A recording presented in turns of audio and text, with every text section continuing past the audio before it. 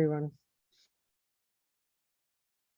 Okay, so then I'll put mine back to gallery because I don't want to see me. It's silly. All right, you people, I'm happy to be here just for this little hour. Let's make the most of it. And then we just think before we start to sort of put this motivation into our mind. We're going to be here for this hour together to listen with an open mind, to listen for advice. This is the point. It's got to be practical. And what's the advice for? Well, the most simple way of putting it, as far as Buddha is concerned, we've got this amazing potential for clarity and wisdom and less anger, less fears, less neurosis, more love, more compassion, more kindness, better life. In other words, this is the bottom line for the Buddha. So we think we're going to take some tools from this, even if it's 1%. Think, fantastic, put that into practice so we can benefit ourselves, so we can be of benefit to others. Whether it's a relationship with one person or with the whole universe, you know. Okay, so it seems like, isn't it, the relationship is a very kind of powerful thing. If you look at the universe, including the animals, we all seem to kind of, relate to each other. We have these very intense relationships with each other. And so, of course, the relationships are the most intense ones with our mummies and daddies and with our so-called partners, with the ones we choose. I mean, the style of our lives, and many animals are like this, is we find a person, usually one, whom we share our life with. We have all these structures in our cultures. We call it marriage, whatever you call it, So we know, of course, these are the relationships that naturally where the most happiness could be, but also the most suffering. There's no question, So why is that? Let's look at that. Let's look, in other words, take the Buddhist view. And we discussed the general idea about the mind last week. A lot of it was technical, but let's just look at the experiential aspects of it. And if we've read even one Buddhist book, we're going to be familiar with this, So that, but before we start, okay, no, not before we start, we're starting. So the Buddha's point about the Buddha's view of the mind is so specific. When we say love, compassion, generosity, anger, depression, we know these words. We are intimately familiar with them. But we tend to sort of think of them as just kind of vague emotions. But especially if we're serious psychologists, we don't talk in such simple terms. We have these more complex concepts, and these very complex theories. But the Buddha's view hasn't changed in 2,500 years, and that hasn't changed much since even before like I said last week, the amazing Indians before the Buddha. He was brought up in this extraordinary system, and then he went as far as he could go, and he diverged in his own direction, in relation to his own very specific experiential findings about the nature of who we are, what we are, and what's possible, So the Buddhist model of the mind, which is based upon, it's not coming from Buddha, he didn't invent it, it's coming from the amazing research, internal research of the previous yogis. It's very simple, almost deceptively simple, He divides the contents of all the thoughts and feelings and emotions. We know our mind is full from the second we wake up in the morning until the second we go to sleep, and then throughout the night. And sometimes our nights are more turbulent than the day. We don't remember much of it, but that's our mind, our experiences, our consciousness. Our thoughts, feelings, emotions, unconscious, subconscious, instinct, intuition, this entire spectrum of our inner being, this is our mind. And the Buddha's expertise is the methods to become intimately familiar with these contents. Now, why should we do that? What's the purpose? I mean, there's all these cliched ideas. We have a cliched idea why a person meditates, We have this cliched vision of it, a person sitting there looking holy with incense and lights. I mean, it's just so cliched. The whole point is actually, it's expressed by the word Buddha, which is the end result of this amazing journey. If you're on the Mahayana path, it's the end result of this extraordinary inner journey. And this is what underpins all the work of a person being a Buddhist or even using 1% of Buddhism. And it's indicated by this word Buddha. It's so marvelous. The etymology of it is so delicious, The Sanskrit word Buddha, I don't speak Sanskrit, and nor do I speak Tibetan, but the equivalent Tibetan word Sangye. Well, the first syllable, and this is so powerful, we don't just hear it as religion, it's extraordinary. The first syllable implies the utter eradication from our being, from our mind, of all neuroses, all fear, all ego, all jealousy, depression, anxiety, worries, all the stuff that we are intimately familiar with, and which, I would suggest, we all take as an absolute given, as a real, solid, kind of definite, concrete part of who we are, so concrete and so solid and so real that the idea that if you can get that you can get rid of it is like cutting off your hand, because our assumption is a normal person has some anger, some depression, some jealousy, some sense of whatever.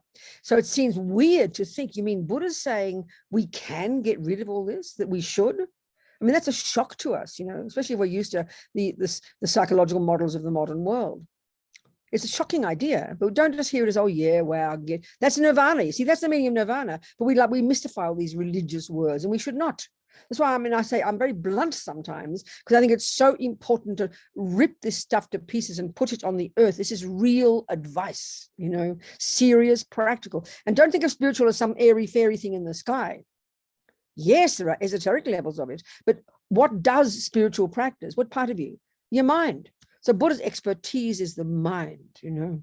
So not only can we rid our mind of all neuroses, and we'll go in a minute to why we should want to, we can not only that, but da or ge, sangye, Buddha, the second syllable implies, this is the Mahayana view, the development to perfection, literally, of all the other parts of our mind that we are also familiar with: love, wisdom, clarity, compassion, self-confidence, joy, you name it. These are at the core of our being. This is Buddha's finding. And therefore, if that's the end result, it's obvious all the work to get there, the methodology is the key method, the key job. And this, you could argue, is what defines a person as a Buddhist, is the ability to distinguish in your mind between the neuroses and the other stuff. Now, it's a simple statement. So why is it so difficult? Because Buddha would say, and we have to remember this is his view, we don't come into this life brand new, like a blank slate, and then you proceed to be produced by your mother or everything else. You come into this life fully programmed with your own, you know, some certain tendencies from your own past, habits. This is Buddha's view about reincarnation. Such a mystical idea. It's his view. It's his own direct experiential view. That we produce ourselves. We are the producers of ourselves. Every millisecond, what we think and do and say produces the person I become. So we come into this life. Now, our problem is, of course, if we believe we're made by God. I mean, I don't know about you Indians, but I don't think you'd like to blame God for anything. And certainly we love to blame our mother and father, particularly our mother. I'm being a bit sarcastic, in the materialist world, you know, because naturally the view we have that appears to be true is that, you know, and that's reinforced by our scientific views, that we are the product, we are the handiwork of these two people. And where do they come from? Grandma, grandpa, back to the monkey. So that's naturally where we track.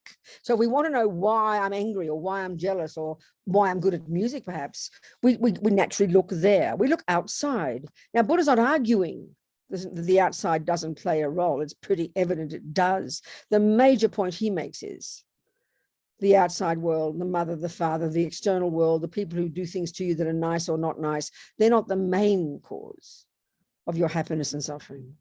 Your own mind is. That's the simple point the Buddha's making. Now, these words are not complicated, but it's immensely difficult to apply them because everything is shouting at us that it's the opposite. Because we've practiced to perfection these neurotic habits, these misconceptions, Buddha would say. They're wrong assessments of reality. He's not being moralistic, he's being practical. It's like you believe that 1 + 1 is 3 for so long that you just can't imagine anything else.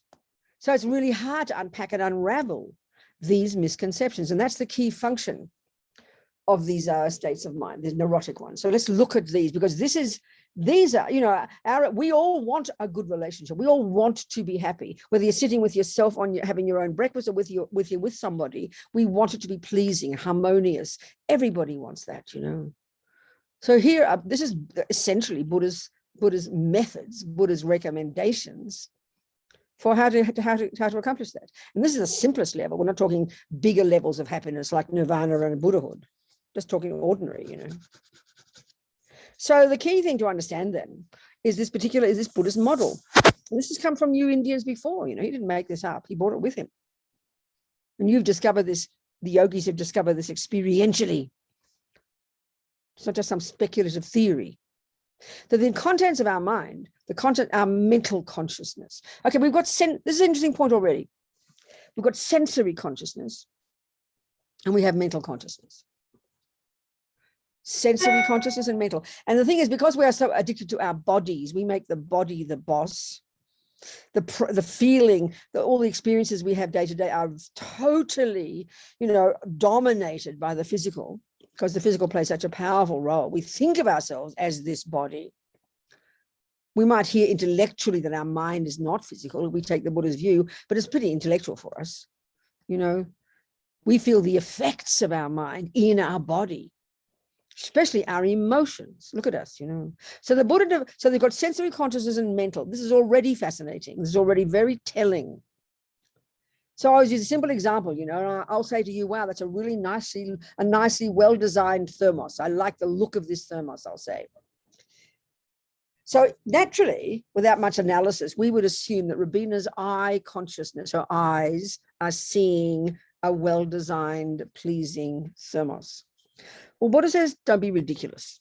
Sorry, mate, but your sensory consciousnesses, the word consciousness and mind are virtually used synonymously, okay? But they're used in different contexts. So here we're talking about the 5 sensory consciousnesses. Let me spell it out. Remember the fundamental point the Buddha is making, that your mind is not physical. Don't believe him. It's his own observation. So don't believe him. Just, that's interesting to think, and we'll take it as a hypothesis here. That includes your eye consciousness, your ear consciousness, your touch consciousness, your tongue consciousness. There is the tongue, there are the nerves, the eyeball, all the bits and pieces of the body, but your eyeball doesn't cognize. The word cognize, the word to know, the word to be aware, they're all the verbs that point to the job of our mind. Every state of mind, every millisecond, there's something going on in our mind, and that job is to cognize something. So the sensory consciousnesses actually are profoundly limited in their capacity for cognition, but we give them immense power. So, eye consciousness all the sensory consciousnesses have only very limited objects that they can cognize. So eye consciousness cognizes only shape and color. That's it. So then you've got to ask the question, well, I wonder what part of my mind is cognizing a well-designed thermos. Well, that's your mental consciousness. You've got your sensory and your mental. And as the mental consciousness, that's where the workshop is, as Lama Zopa puts it. That's what Buddha's expertise is. That's what we have to unpack and unravel and become intimately familiar with.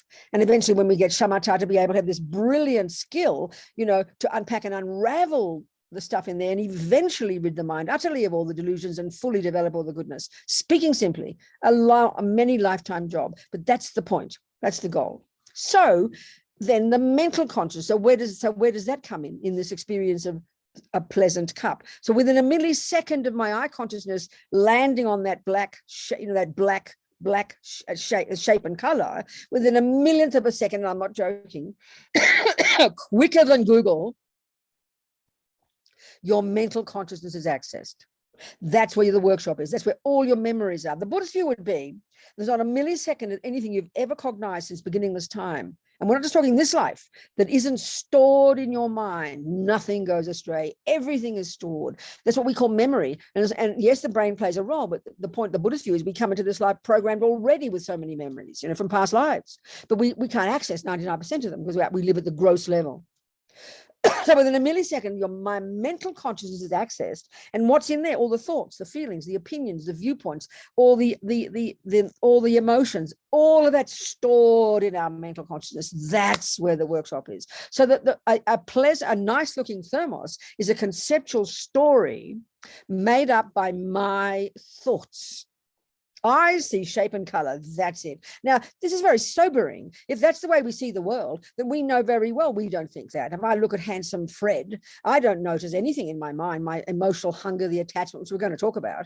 I just see divine, handsome Fred, and I believe that shape and color is divine and handsome. Well, I'm sorry, it's trade away nonsense. It proves that it's a conceptual story, because next week when he cheats on me, how does he look to me now? Revolting. So clearly they're conceptual stories. So that's the level of mind we live at. We live at the level of conceptual stories.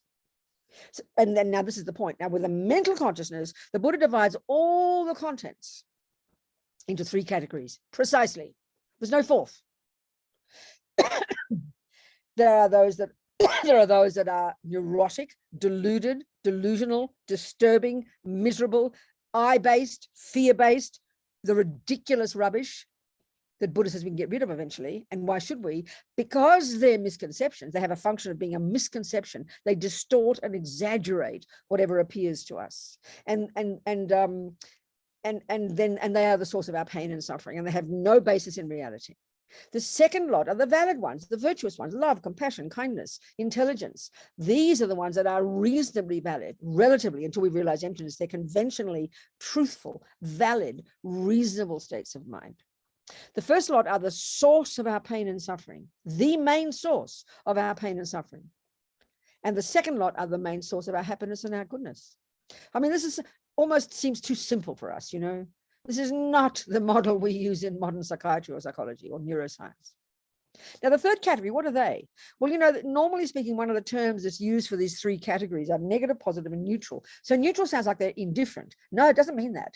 Here, this third lot are neither negative. They're neither neurotic and disturbing and distressing, nor are they virtuous and virtuous states of mind. But that doesn't mean they're not important. So that's why I prefer to call the third lot the mechanics of the mind. They're the parts of the mind, whether you're a murderer or a meditator, you need them. So a murderer and a meditator both need attention, intention, concentration, discrimination, alertness. There are many of these. I mean, this is the Buddhist approach. And these are the ones when we develop single-pointed concentration, that we hone these to a brilliant level of degree, because we use these, the mechanics of our mind, if you like, my way of putting it, are the ones that we use to do the job of being clear and distinguishing between the neuroses and the virtues. So, of course, we don't point to these parts of our mind. If we wanted to, we could point to the parts of the brain, but that's not Buddha's expertise. He's not interested in the brain. He's talking about the mental, personal, subjective, cognitive process itself. That's what we have to become familiar with, because it's there in those conceptions. We live at the level of conceptuality. It's in those conceptions that is the source of our happiness and suffering. That's it. That's the background to the job of then being your own therapist, as Lama Yeshe puts it, which sounds so cute, but it's profoundly true. And of course, it's the hardest job we'll ever do, only not because in its nature it's hard. It's actually quite simple to change your mind from delusion to virtue. It's only because we're addicted to the delusions that makes it so hard to change them. They're deeply, instinctively, primordially in the depth of our being. So we need to be very humble and patient with ourselves, you know. So, okay, now there's thousands of these states of mind, and we know this very well. We're going to test to that from the second you wake up in the morning until the second you go to sleep at night. The mind, you must have had hundreds and thousands of thoughts, but they're so crowded together, so speedy. It's just like this big noise, isn't it? And we just vaguely hear the big pleasant noise at some point, or vaguely the unpleasant. But we don't have any much more analysis. We don't give any, we don't pay attention to the thoughts that underpin our feelings. And this is the crucial point that makes it so difficult. So, okay, because we're so addicted to our bodies, and because our body and our mind are indeed inextricably linked, interdependently linked. In other words, you can't possibly have, you can't have a cognition of eye consciousness, of shape and color, unless you have an eyeball. So, but it's not the eyeball that does the work, but it works with the eye consciousness. You know, if your eyeball is not there, your eye consciousness might be there, but it can't function. It has to have an eyeball. It depends upon an eyeball. So the mind and the body are like that. We need, at the grosser level of our being, we need a brain to work properly. If the brain's all mangled, then the mind comes out all mangled. But the brain and the mind are not the same. I mean, this is intellectual, interesting concept. But the real job of it, as a background, it enforces, it reinforces and informs the way we work with our mind. So then if the neurotic states in my mind are the cause of my suffering, and I know I don't want suffering, and if the love and compassion and kindness and generosity and forgiveness and patience are the cause of my happiness, then it's obvious my job is, one, to distinguish between them and to lessen the first lot and to grow the second lot. That's the point. But this is the job, and it's an enormously hard job. Not again because in its essence it's not difficult. It's only difficult because we've been doing the opposite for so long. So, okay, there are thousands of these states of mind. There are Buddha, you talk about in the text always, you hear about these 84,000 neurotic states of mind. Of course, Buddha didn't use the word neurotic. He didn't speak Greek. But, you know, in our psychology, every fancy word is in Greek. God, no, I mean, I don't know how you Indians use it, but we all use the Greek words. So anyway, these are unhappy states of mind. There are thousands, but the Buddha, as we very well know from reading any of our Buddhist books, we're going to hear about the 3 poisons. Well, it sounds so cute, doesn't it? Oh, you don't go to your therapist. Oh, I got the 3 poisons. Surely just shut up and go home and wait till you want to kill your husband before you come back to it. I'm joking, but get my point. So what are these 3 poisons, you know? Well, 3 toxic emotions, why not? And the point is, there's a really, this 84,000, I must say, it's very funny. I often ask the Geshes, what text am I going to find the list of 84,000? And they say there doesn't seem to be a list. Well, I mean, Buddha talked about it, so there must be there somewhere. Maybe we've got to cobble the list together ourselves. I don't know. But it's so interesting. The young Ling Rinpoche, I mean, I don't know if you've had him down there in Bangalore. Has he taught at the center, young Ling Rinpoche? He hasn't. Anyway, you know, he's the reincarnation of the root guru of His Holiness. A marvelous, marvelous young Lama, speaks perfect English. I'm sure he speaks perfect Hindi as well. Brought up at, you know, Drepung down there. And anyway, he travels a lot in the West. And I've never heard anybody else say this, but it must be in the text somewhere. But he always says these 84,000, they're rooted in these 3. They all subsume to these 3. So 21,000 of those neurotic states of mind are rooted in the root delusion called ignorance, the first one. Next 21,000 are rooted in attachment. Next 21,000 are rooted in aversion, the 3. And then the next 21,000 are rooted in all 3. So it's kind of a really kind of clear presentation of the neurotic states of mind. So of course, if we study the text that's called Lorig, which is studied in the monasteries, it mentions 51 states of mind. And these are certain ones that are selected that are said to be quite appropriate to the main, sort of the main ones, you know. So these are, so then but the 3 poisons, even if we can begin to become familiar with these, even 2 of them, I swear to you, you could have a profound understanding of your mind and indeed of other people. So what are those 2? Well, the 3 are as follows: ignorance.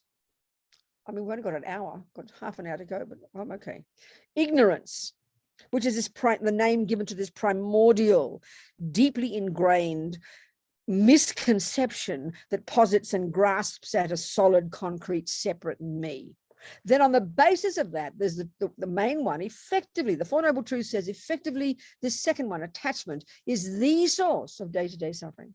This is like a joke to us because we use the word attachment in such a different way in our daily lives. So we need to understand the Buddha's take on it. So then on the basis of attachment, then you have aversion. So now let's look at attachment and aversion, because these are why we suffer in our relationships. This is the point. This is why we suffer. These are why we suffer.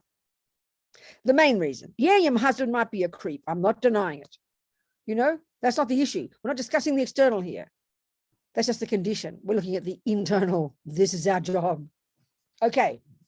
So what is attachment and what is aversion? We need to understand these.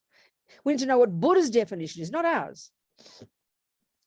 Well, first of all, there's conceptual states of mind. It's hilarious to think that anger is a concept. When you see a person shouting and yelling and screaming and spit coming out of their mouth, their eyes wide in horror, oh, she's having a conceptual story, we think it's a joke.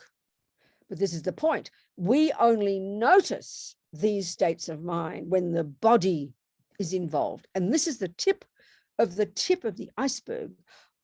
It's the physical indicator of what is going on deeper down in our habitual states of mind. This is why it takes time to become familiar. And this is why in the Buddha's packaging, the Lam Rim, as we are very familiar, the very first level of practice, don't look at your mind yet. Buddha's getting us to control the servants of your mind.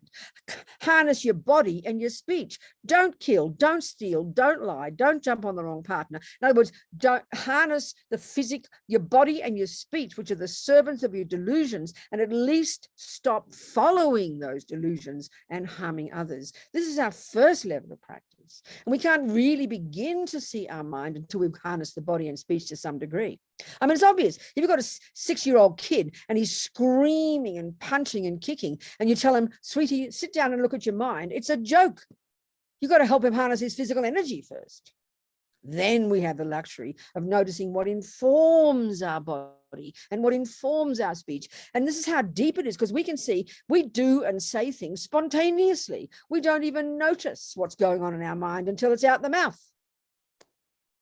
This is why the job is so difficult, being our own therapist, you know. So, okay, what is attachment? Well, ego grasping, the root delusion, is this primordially deep one, the root such that when you have uprooted it by realizing emptiness, that's when you really have cut the root of suffering. You've got more work to go, but that's the amazing job to be done. So on the basis of this primordial concrete sense of a separate, independent, real, concrete, pointable, findable me, deep in the bones of our being, the main voice of that, and this is the one effectively in daily life, this is called attachment. So what is it? Well, first of all, as a result of practicing attachment for so many countless lives, we're born into this life programmed with the deepest, most energetic level, the consequence of this attachment, which is the profound feeling of dissatisfaction. Dissatisfaction. I don't have enough. I haven't, no matter how much your husband tells you he loves you, it's not enough. How much money in the bank, it's not enough. How much you lose weight, it's not enough. How much you change your face, it's not enough. How much, how much things you get, job, things, it's just never enough. And we're talking second by second by second. It's the primordial disease of having practiced attachment that we're constantly dissatisfied. So of course, when it's really strong, especially these days, modern world, that's what we mean by self-loathing, because dissatisfaction is not only I haven't got enough, but I am not enough. And that means I am loathsome. My nose is ugly. My mouth is ugly. I am ugly. My mind is ugly. So the view we have of ourselves is so utterly tragic, and this is the point. This is the point. Because these are such deep habits, we believe the story that this dissatisfaction tells us. We never question it. We never say, well, maybe I'm not so bad after all. We would never say that. Someone else will say it, but we don't believe them. We'd rather believe the bad. Our mind runs like a magnet to the bad. This is the irony of attachment. It's the function of dissatisfaction. So the thing about attachment and the relationship between the next one, aversion, is so intimate. And we're almost discussing it now. Attachment is this emotional hunger that feels I'm never enough and don't have enough. So it propels us then, therefore, to look for something. And the obvious level where you look is out there, the objects of the senses. That's the first level of attachment. So naturally, you're feeling hungry, which means you're missing something. So then where is it? So it's out there. And depending on your habit, it's going to be food, bodies, handbags, money, more subtly, reputation, all these things. It's constant and unceasing. It's the motor that drives us every millisecond. And this is the animals and all the beings as well. So attachment is the primordial hunger that it feels I haven't got enough. Then it's this overt hankering, craving for something. Then it's within that, built into that attachment, is the belief that when I get it, I'll get happy. Because the bottom line for all of this is not, the bottom line of attachment is to get what it wants. Because why? Because we believe absolutely without question that then happy feelings will come. Then I'll be satisfied. Satisfied sounds very boring version of happiness, but essentially it's what it is. You stop the pain of the dissatisfaction. And we're talking such subtle levels. So be patient with ourselves. We're talking the subtlest level. This, to be finally rid of attachment, you're practically enlightened. I mean, you're not, but I'm just saying. So this is deeply instinctively ingrained. It's the motor that drives us every second. It's not just occasionally attachment pops up. Oh, I'd like a chocolate cake. That's just a gross manifestation of it. It's this emotional hunger, really. And why would you be hungry? Because you're missing something. So you're looking for it out there. This is the gross and obvious way that attachment functions. This is what Buddha means by being in samsara, And the point about it is Buddha's not being moralistic. That's how we hear it. And then because we conflate attachment and the object with happiness, we put all these together. We conflate them. Then when we hear, as Lama Zopa says, when we hear the Buddha says, sorry guys, you've got to give up attachment, we go, oh, I've got to give up my happiness. I've got to give up my heart, because we think they're the same. No, they're completely different. This is why it's so important to study the Buddhist model. It's quite precise. Happiness is a feeling. There's nothing wrong with happy feelings. Lama Yeshe would say the more happiness, the better. It's the feeling of well-being, of satisfaction. And of course, it can be also blissful and joyful. There's a spectrum of it. But that's what we're wanting. We don't want the cake. We want the happiness that we think will come when you get the cake. But this is primordially programmed in us. We don't analyze it like this. So the reason Buddha says attachment is a problem, he's not being moralistic. He's not saying you shouldn't have happiness. He's not even saying you shouldn't have the cake. He's saying it's a misconception. It's driven deep in the bones of attachment because it's so ancient. It's just a complete misconception. It's a total lie. And this is where the problem is. The attachment is the hunger that drives, I'm missing something, that drives us to search for something. Then when the attachment gets the object, the handbag or the boy or whatever, or the new nose, whatever it might be, we're attached to getting, believing when I get it, I'll get happy. Then attachment, first in the mind, attachment's already fantasized it. That divine new nose, that divine new boyfriend, that divine new handbag, that delicious chocolate cake. Attachment's already completely got a perfect visualization, meditation of the object. And then you have to use all the other parts of your mind to get the object obsessively. So one of the functions of attachment is emotional hunger. The next function of attachment is this kind of control, manipulate, frantic, to get the object. It also, the crucial part, the part that's the killer, is attachment. The stronger the emotional hunger, the bigger the lie that attachment is telling us about the object. It'll make the object look absolutely divine. And then, of course, the worst part, the killer, is we believe that story, that it is in its bones divine, and that when I get it, I will definitely, finally get happy. That's roughly the analysis of attachment, and it's running us, it's there continuously to one degree or another. In fact, it's so continuously there, it's like at the level of an assumption. It's at the level of an assumption. So we just follow it continuously. And this is the point that's hard to prove and see, but we have to look. What the Buddha is saying is this: because it's a lie that the object isn't what attachment thinks,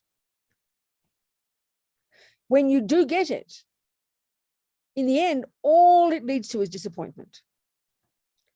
And we know that. Use the simple example of a chocolate cake. The simple example of that piece of that food, the chocolate cake, whatever. The story is building up. The emotional hunger is intense. And we confuse that with our physical hunger as well. The empty stomach, the emotional one's the main one. And it's like everything in you, and it is just absolutely desperate to get it. Okay, we'll behave nicely. Won't be like 3-year-olds who burst into tears and rush to the cake and grab it.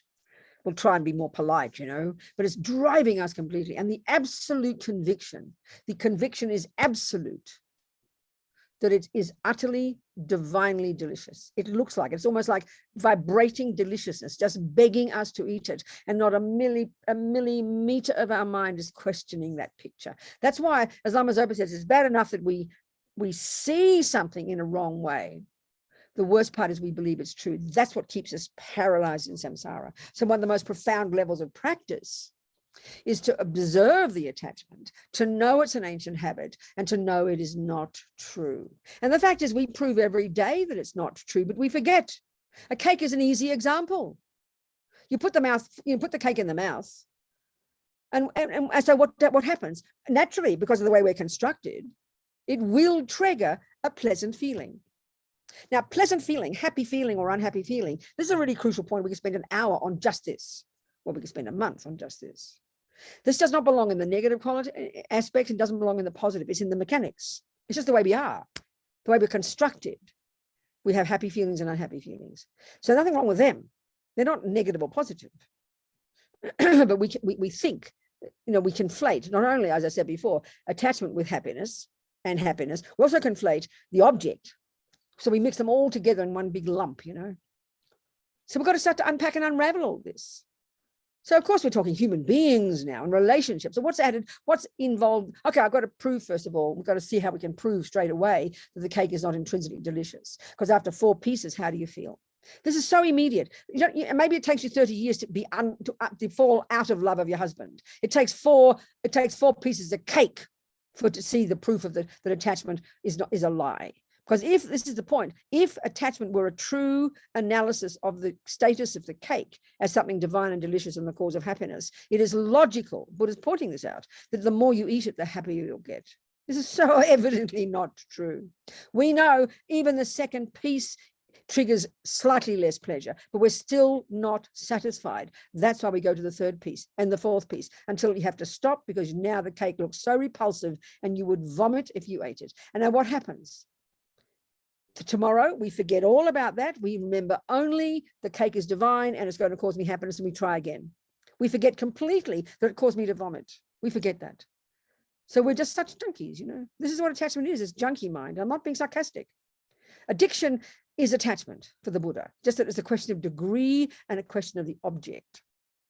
So, of course, now we look at relationships, because cake doesn't mind if you shove 5 pieces in. Cake doesn't mind if you vomit all over it, doesn't know. But now we're talking human beings. This is where the tragedy is. Now look at the world. It's obvious. Look at the world, you know. So we have it. So then next to attachment and aversion, thank goodness, we have access to our virtues. They are our saving grace. If you have any semblance of a decent relationship, whether with your child or your beloved, it's because you've got love, compassion, forgiveness, patience, kindness, etc.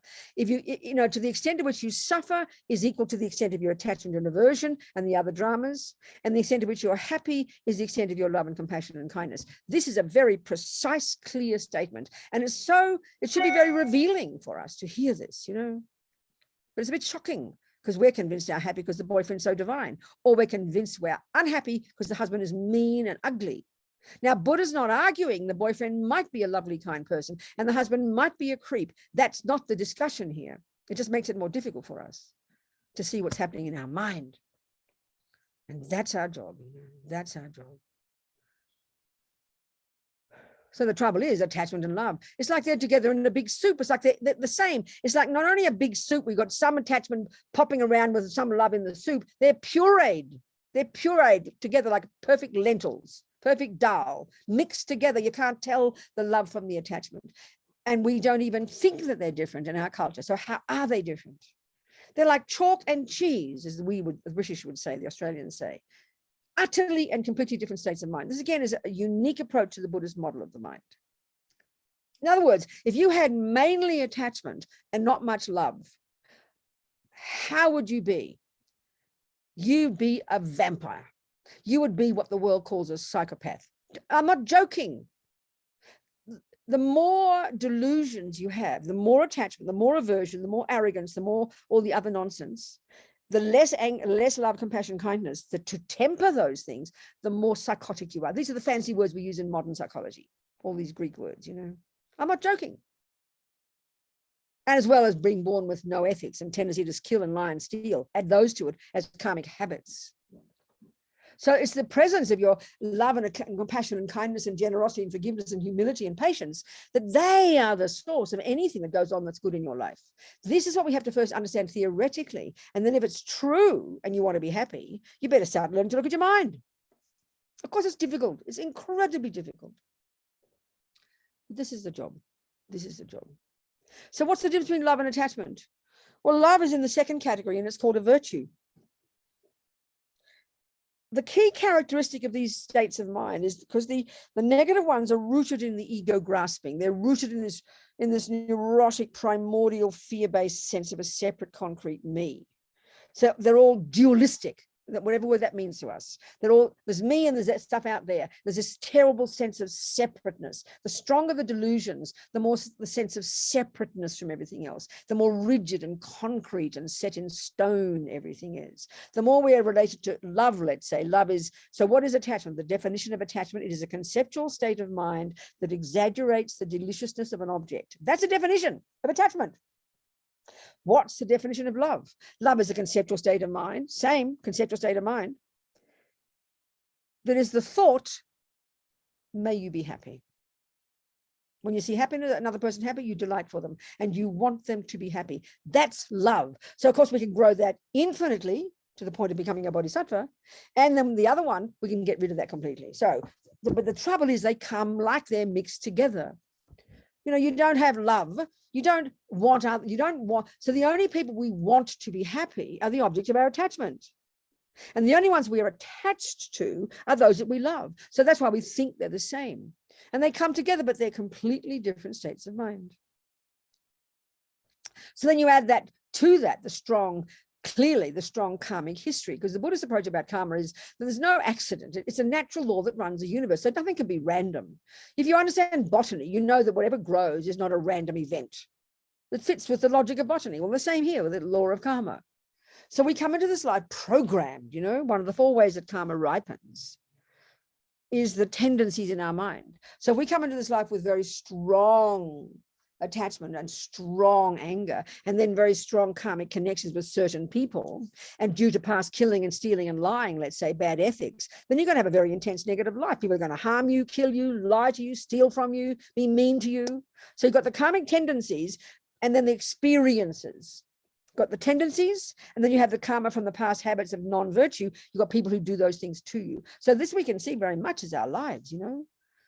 We have the tendencies in our mind, and then we have the people we meet in our lives, whether it's the rapist, the kind husband, the rich friend, whatever it might be. The tendencies similar to the cause is what's in our mind from past habits, and then how people impact upon us.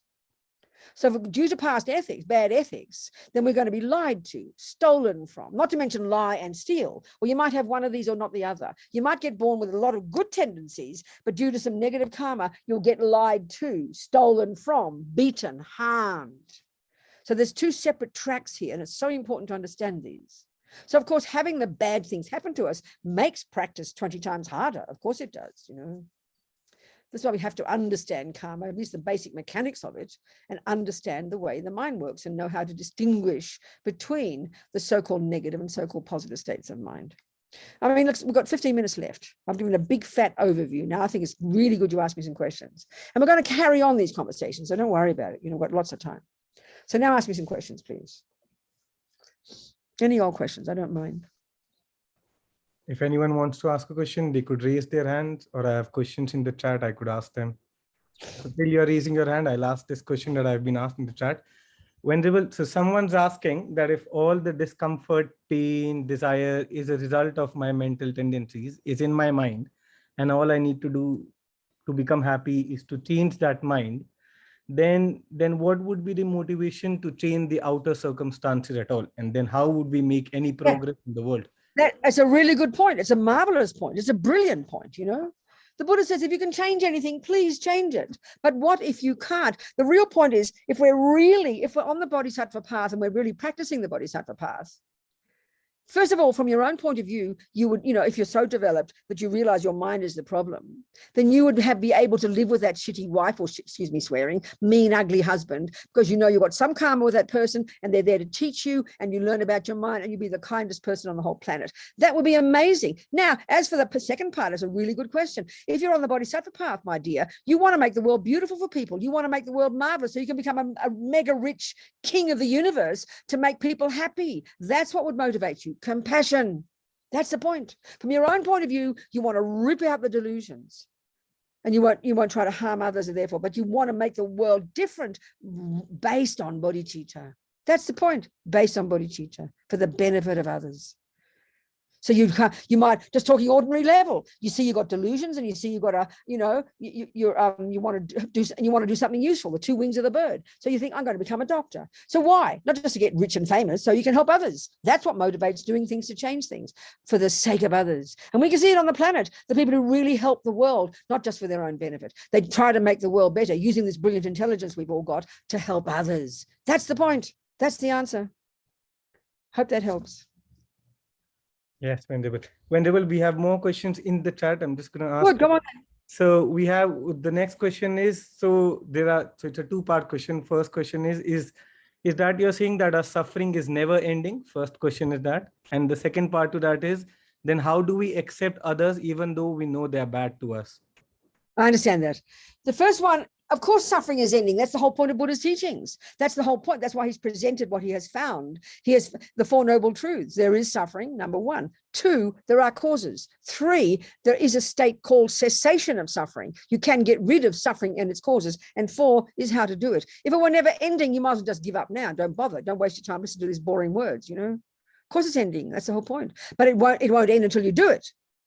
As long as we follow attachment and follow all the misconceptions, it will never end. That's the point. But if we start changing, that's what put atomic bombs under it, and it will end eventually when we've achieved our own liberation from suffering and its causes. So The second one, how do you, this is the trouble. So let's analyze karma for a second. There are 4 ways in which our past actions ripen in the present. The first is the type of birth we've got. So let's just take that. We're assuming there's you as a human, and there's another person in your life who's a human, let's just say, and they're mean to you. Let's just say, could be your mummy, could be your next door neighbor, could be your boss, whoever it is. So you're both human. You both got that due to some past virtuous karma. Now, second track of karma for you, let's say, is your for the other person as well. But let's talk about you. You've got these tendencies. Let's say you're trying to be a good person. You understand the Buddhist view. You're trying to give up attachment, give up anger, give up depression. You're doing a very good job, but you're in this awful relationship. You've got this. This is where this is the third karmic track playing out. This is called experiences similar to the cause. And that means however you're seen and treated by others. We've got to see the difference. And sometimes that can be such strong in relationship. You're stuck with that person till the day you die, maybe. That's the intensity of the past history you've got with that person. And that the way they're harming you, that's the fruit. So your mind is the fruit of your good virtues as well as your other rubbish. But this one is also the fruit, in this case, of your own harming that person. Karma's personal. So now it's happening to you. This is the same with our happiness. Some people have marvelous relationships. They have a husband who adores them until the day they die. That's called the experiences similar to the cause of that person's past kindness, past truth-telling, past virtue, past goodness. So however we're seen and treated by others, that the karma is called the experiences similar to the cause. And that's what makes life difficult. I mean, like I talk about my friends in prison who are in prison, unfairly accused of murder, on death row, treated like animals, sometimes for 45 years. That's pretty heavy duty karma you've got with some person, because the way people see us and treat us, that's the fruit of some part of our past actions, including our happy experiences. Now, if that's that relationship, that's our practice. That could be our old mummy. It could be your old, whoever it is, your sister. We got sort of stuck with this relationship. But that's where, if we have the luxury of choosing to change the relationship, I think in our, especially in Indian culture, but in all cultures it has been, but now we're so degenerate in the West, there's this incredible, powerful thing of the family and honor and duty, isn't there? So most of us, we just feel paralyzed. If I've got this mean, ugly mother who's at me every day, we would never think I have the choice to leave her. We think I'm supposed to stay. And because, let's say, in the Christian world, where it's seen as very bad if you get divorced, you're living in this nightmare for 55 years with this person that after the first year of marriage, you couldn't stand each other. That's insanity. So if you've got the power, leave the relationship. That really takes courage. If you can change, if you can't cope with it, if you're not the bodhisattva level who knows this is your main practice and you're going mad, kindly get up and go out of there. But we're very scared to do that because this is part of our attachment. We're worried about what people think about us. Oh, I shouldn't do that. I might upset them. All this nonsense. We have no courage, so we sit there in misery, neither understanding that we can change, we can leave the relationship, nor understanding we can change our mind. This is why we all go crazy, Yes, Subhashini, please talk to me.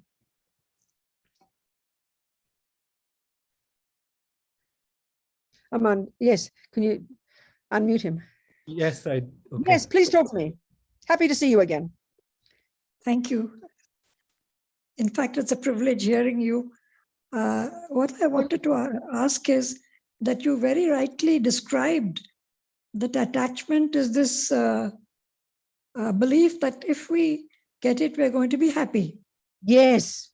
But also there is the other side of it, that when the attachment, in a sense, doesn't fulfill your expectations, it can turn to aversion.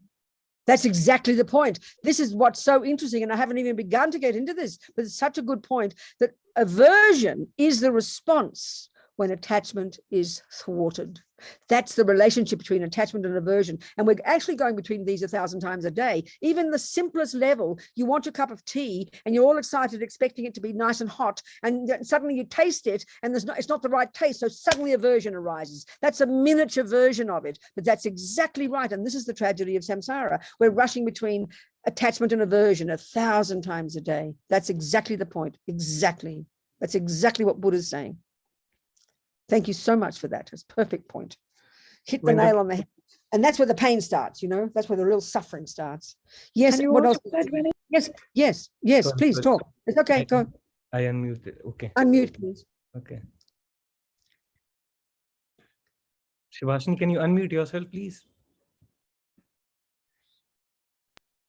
Yes. Good. Please talk to me. what I wanted to also, that you very rightly put it, that if we want that person to be happy without expectations from them, then it is love. That's exactly right. That's the whole point. Yes. And when Exactly. we are not looking at the person like the chocolate cake analogy, Precisely, which is, darling. Exactly. which is So really perfect. nice. This is exactly right. So that is the attachment. That's right. The attachment is the emotional hunger, the neediness, the expectation, the clinging, the looking every second, worrying what they're thinking about me. This is a horrible feeling of attachment. But when it's love, may whatever makes you happy. Of course, it's most painful to be parents, and to have real love must be very hard. In the same with relationships. So this is the point, though. It's so stark. Thank you so much. Yes. So what else, you dearest? We have some questions in the chat, precisely 3 questions till now. Good. Come on then. So the first question is that how to detach from something or someone without the suffering of detachment, and does it only take a decision to detach from that thing or someone?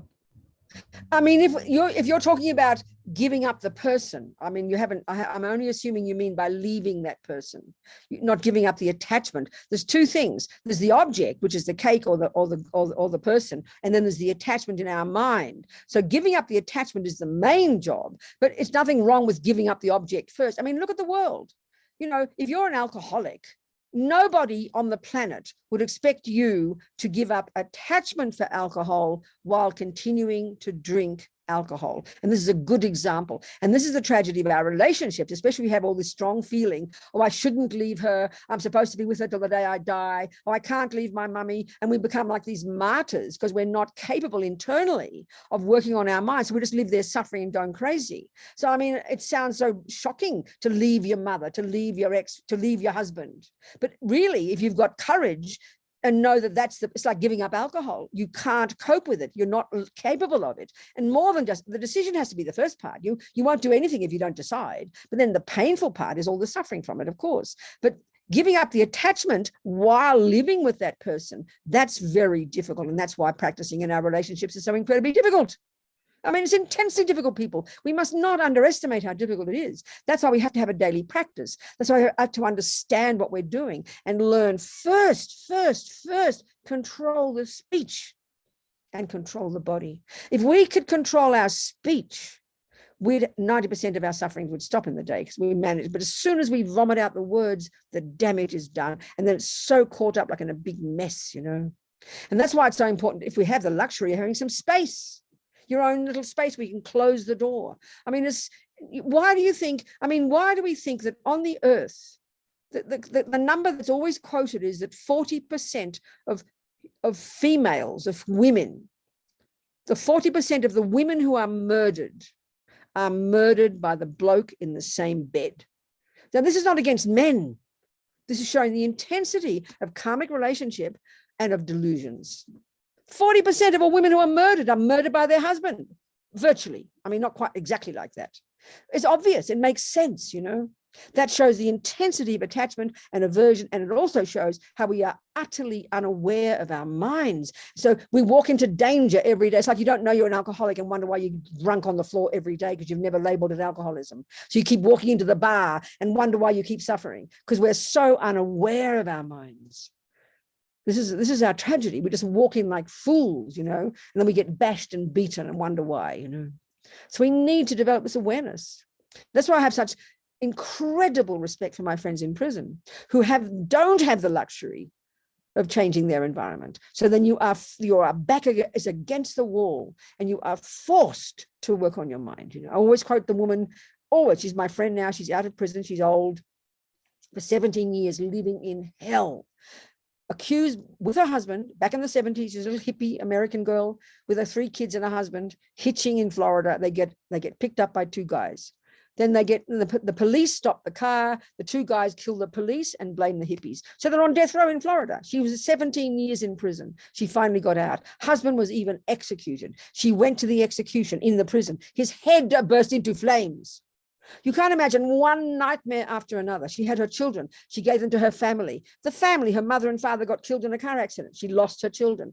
She was innocent, but she never went crazy. She said, she wasn't even Buddhist, living in isolation for years. She said, finally, I realized I couldn't change anything, but they couldn't take my mind from me. I decided I am not a prisoner. I am a monk. I am not in a cell. I am in a cave. This is a real human being. And therefore she didn't suffer tremendously because she was powerful in her own mind. She had this emotional intelligence to know she could change her mind. I knew I had a choice. I mean, that is so stupendous, so unbelievably powerful. I use that example continuously. She's this regular, now this little old lady, and she's living with a fellow who was Irish. She lives in Ireland, and he was accused by the British of killing policemen. He got out as well. So now they live together. They're both about 80 something, living in Ireland, helping former prisoners. And I've met so many people who've been in prison. The emotional suffering of being in prison is unbelievable. The suffering, you've been squashed and down and brutalized. And most people are unaware of their minds, and people are broken emotionally, but not her. You meet her, she's like a little old lady in a wheelchair. You would never know she had this 17 years of hell because she worked on her mind. I find that such an example, I cannot tell you. So of course, extreme examples are always very powerful, aren't they? We can relate this to our own lives. So it's 1 minute to go. Our hour has gone like a dream. Were there many questions there, Aman? Yes, Venerable. Actually, there's many that has come, which are 5, I would say, at least. Well, let's give it 5 more minutes. Come on. Okay, so I'll ask this one. Summarize them all together. Are they all very different? Yeah. Go on. So one of them is, how do we make another person who steals or lies see the error in their actions? Sorry, start again. What? How do I make the other person who steals or lies see the mistake in their actions? Oh, this is really hard. Oh my God. It's a bit, compassion is the wish to help somebody, but wisdom is the ability to know how. So, it's just, I forget about stealing and lying. Let's just say a person is addicted to food and they're 50 pounds overweight. Let's just say, and they're really suffering. But obviously the only way that person can take your advice is if they're ready to hear it. If they're not ready to hear it, you're wasting your breath. So that's wisdom. You can see their problem. You can see starkly their problem, but that's compassion. You've got to want to for their sake. But the wisdom in you has to be the ability to know their mind and to know if they're ready to hear it. And otherwise it's just water, it's just like talking to the air. That's really important. And that's why you have to have patience, because there's no point in bashing a person. That's what parents do. They give us lectures all day, not noticing if we're even ready to hear it. And of course, at some point we just blank off, Next one. Venerable, we have the next question is, could you please give advice on how to enter a new relationship and not getting attached? Oh, that's like asking me how to get enlightened. I mean, it's just take all the things that I've said, learn to know your own mind. If you want a relationship, I'm happy for you, but learn just to watch like a hawk every day, have a daily practice, learn to aspire to watch your mind like a hawk, to be aware of the attachment. Don't even pretend that you can get rid of it. I mean, this is too advanced. You've got to be aware of it. And then attempt to practice patience, kindness, but don't be foolish, because part of the problem with attachment, because we're so hungry and we haven't begun to talk about this one, it's going to be a topic for another week. The deepest attachment of all in us, the deepest one, the most primordial, the one that takes the longest to go, is the emotional hunger, the neediness, the attachment to how we are seen by others. This is the most primordial. And this is the one that drives us stupendously, this constant craving to be seen in a good light. And it's extremely hard to recognize this. So all I can say is just keep moving one step at a time. Have your daily practice, be aware of these things, observe, and then learn from your experiences. Learn from your experience and be brave. And if you want a relationship, go, but want it to be kind, loving, do your best, you know, but learn from your experiences. Like anything, if you're learning tennis, you've got to learn from your mistakes, don't you? Not, you know, you learn. That's the key point. Next one. Venerable, the next question is how to develop and grow the virtues in us. Well, it's another way of the same. How do you develop, if you start off knowing no tennis, so knowing no tennis means you've got all the delusions, and how do you start to learn tennis, which is the virtues? You just have to practice, and you have to distinguish between them. That's how. Next one. Are bad relationships karma? There's nothing that we experience in the mind or at the hands of others that isn't the fruit of our past actions. We are our own creator. It's like asking me, is that flower in the ground due to seed being planted? Well, there's no flower or weed in a ground that doesn't come from a seed. There's no experience we have that isn't the fruit of our past actions, all the happy ones and the suffering ones. It's a natural law. So it's a given, yeah. So the second part of the question was, can we, by being virtuous, dissolve that karma with that person? Well, that's the point. That's what practice is every day. But not just that, we have to live in vows and do the 4 opponent powers, do the purification practices. They put atomic bombs under the old habits. Yes, of course. Nothing set in stone. Okay, Venerable, this seems to be the last question. It's also the longest and hardest to understand. But the person is asking, and I'll just quote, sometimes we blame our karma for the things in our lives over which we don't have control or the things we cannot change. But the Buddha says that the one thing we can change is our mind. So that's right, exactly. So do we have the ability to change the karmic tendencies? Okay, very good point. It's like the bigger the weed in the garden, the harder it is to pull it out, but it is able to be pulled out. If the weed is very small and takes a little bit to pull out, it's the same with our karma. So if you've got very strong karmic tendency to lie, let's say, plus you've got the very strong, as a result of lying, and another level of karma. One karma is how your thoughts and feelings here, one track. So the fruit of past stealing is you continue to steal. Now, another result of stealing is that you get stolen from. The experience similar to the cause. If both of those are very strong, it's almost impossible to see it. I mean, it's almost impossible, but if you can see it, then of course, the stronger it is, the harder it is to change. But of course, it's possible. You just have to practice. It's like a natural law. Of course, we blame our karma. Of course, you can say, I blame myself. How foolish for me being angry every day, for constantly stealing in a past life, such that I now steal. Of course, blame your karma if you like, but it's not set in stone. It's just your habits. It's like, why is there you look in your garden and it's it's overgrown by weeds. You blame yourself, take responsibility. You've been lazy and you didn't pull out the weeds, but they're your weeds, honey. You planted them, so you can pull them out. It's a lot of work, yes.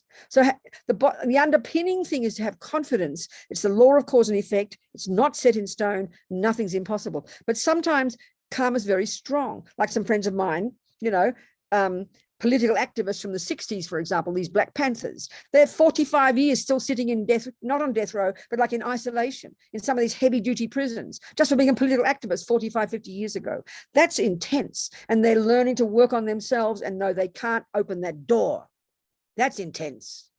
That's powerful. Like my friend for 17 years, So then that's why if you can change something now, what a miracle. But if you can't change the external, you change your mind, and that weakens it. So we have to have long-term patience. It's very difficult. That's enough today, you dearest people. I hope there's food for thought, okay? And of course, it's just going to be flooding with, because all the questions come from this. But if we can think about it ourselves, the questions, the answers will come.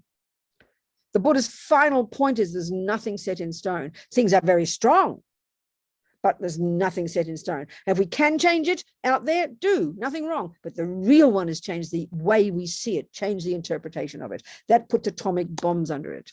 And then, of course, we have to do the purification. And this is so powerful. And at some point, we're going to talk about that as well, daily part of our practice. So thank you, darling people. Much love to all of you. Venerable, is there a way to read the story of that prisoner you were saying? Is there a link that I could share with people? Her name is Sunny. Her name is Sunny Jacobs. She's been in the papers. She wrote her memoir. She's Sunny, Sunny Jacobs. Just look up her name. She's done interviews with her husband on the ABC, on the radio, lots of things. You'll see her name there. It's very inspiring. Thank you. Thank you so All much, right. Venerable. Thank Thank you, you. darling people. Much love to all of you. I'll see you if we live long enough. I'll see you all in 7 days.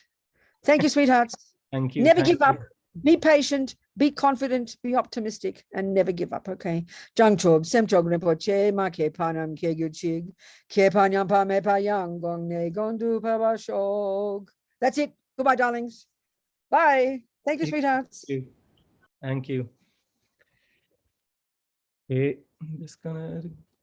Thank you. Thank you, everyone. Thank you for coming. If you have, I know there's been many questions. I think I've asked them all. But if you have more, or if you want to know anything else, how can you stay updated with events and all, just write to info@cksl.in. It's an email, info@cksl.in, and I'll answer them. Okay. Everyone, see you next week. The next session is all things anxiety, loneliness, and stress, all those delusional things, I guess. See you next week, Sunday, 8 p.m. Thank you so much. Bye. Thank you. Bye.